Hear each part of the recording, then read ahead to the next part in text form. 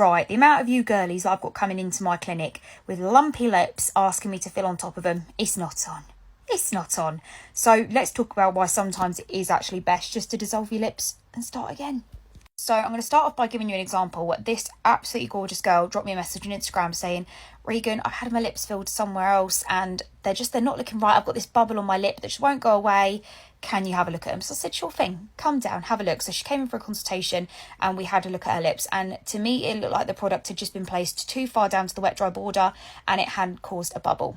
Now, sometimes these can just happen. Your filler can move. When it breaks down, it can move. It can go a little bit lumpy bumpy. Sometimes it does happen. However, in this case, considering when she'd last had them done, and I believe off the top of my head, the practitioner had tried to fix it and obviously it wasn't done correctly.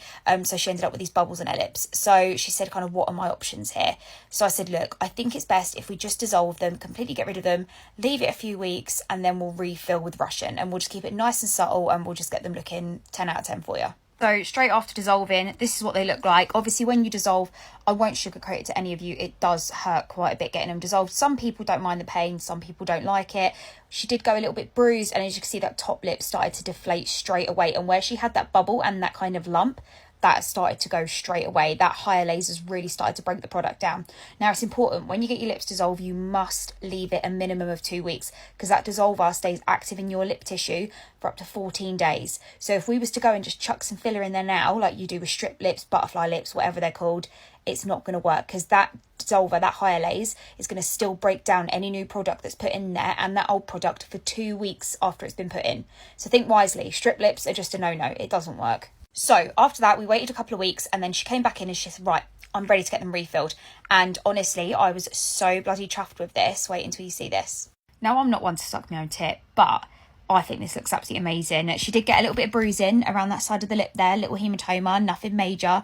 But look how much better these look. They look smooth, they look really nice, juicy. And most importantly, those lumps are completely gone. They are gonzo. Gone, bye, done.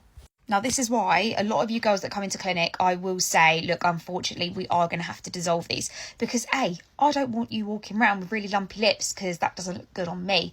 And also at the same time, I have your best interest at heart. Now, if you're coming in with lumpy lips, I will most of the time say, look, we're going to have to start fresh. We're going to have to dissolve and then we're going to have to refill a couple of weeks later because you've got to think if you've got lumpy gel or lumpy nail varnish on your hands and you put more on top of that, it's just going to get lumpier, isn't it? So it's the exact same with your lips. Now, just remember to be smart, savvy and safe and always chat to a practitioner and they will give you the best advice possible.